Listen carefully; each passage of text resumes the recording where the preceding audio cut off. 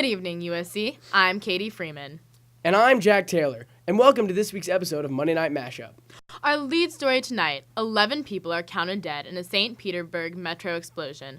The train was traveling between two areas of Russia's biggest cities. Russia's anti-terrorist group shares that a second bomb was found and defused at another station. This led to the entire St. Petersburg metro system getting shut down.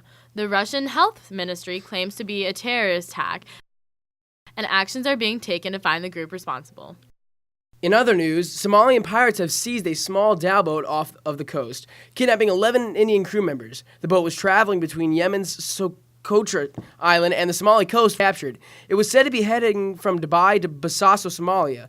Piracy is an issue off the coast of Somalia for some time and was once a serious threat in the shipping industry. However, these attacks have declined in recent years due to an increase in patrol on the water in the area. Tensions have recently been rising due to the fact that foreign fishermen are illegally fishing in their waters, angering their pirates. The ship is still being held by the pirates with the hostages on board. After the break, we will have Miller Hyatt with weather, followed by Patrick DeMar with sports. Hey everyone, I'm Miller Hyatt with your weather forecast. Well, it certainly was a stormy start to the work week, and things are clearing out as we head towards tomorrow.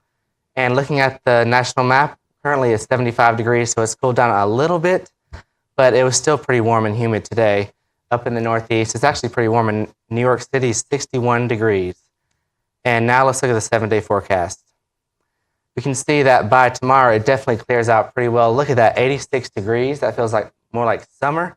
Wednesday, here we go again, more storms, even some severe, so stay with us.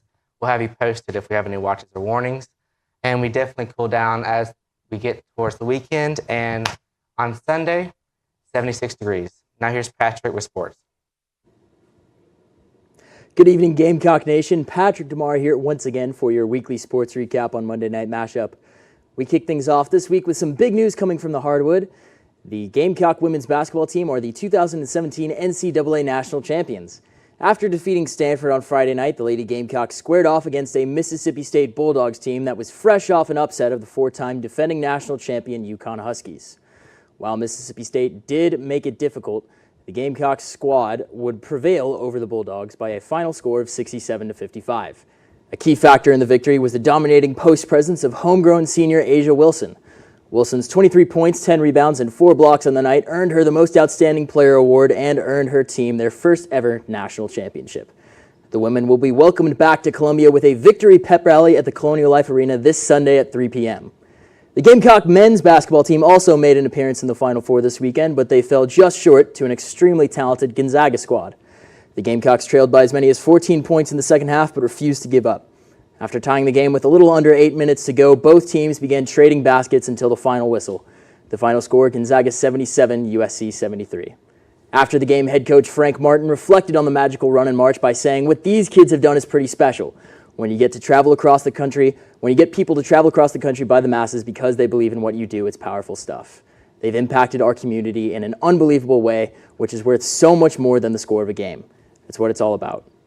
I think I speak for all of Gamecock Nation when I say that this march has been one for the ages. Thanks to Coach Martin, Coach Staley, and the athletes, we've made lasting memories and more adventures in the Thomas Cooper Fountain than we care to admit.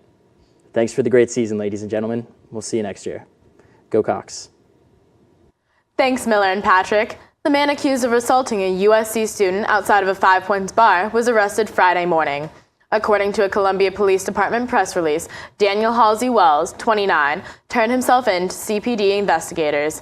A warrant for Halsey's previous arrest was previously announced on Thursday for charges of assault and battery of a high and aggravated nature. Halsey was warranted in connection with the March 19th assault of USC student Ryan Chisholm, 22, outside of Poorhouse Bar on Hardin Street.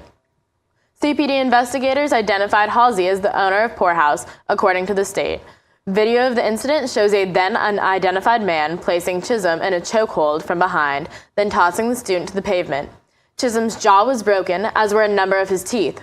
Halsey's bond is set at $500,000 after his arrest Friday morning. That was just a lot going on. I know that there were some peaceful protests, but what do you think about it? Well, Poorhouse was closed in the days following what occurred and then was reopened for the Final Four matchup on Saturday. When it was reopened, there were protests outside that were fighting against the racial implications of this story. However, there was too many things that happened for us to really know. But I believe that there was some issues, and they do have every right to peacefully protest. Of course, of course. Well, that's all we have this week. That's all we have for this week's edition of Monday Night Mashup. Make sure to follow us on Twitter at SGTV News for Monday Night Mashup. I'm Katie Freeman. And I'm Jack Taylor. Have a great week, Carolina. Forever to thee.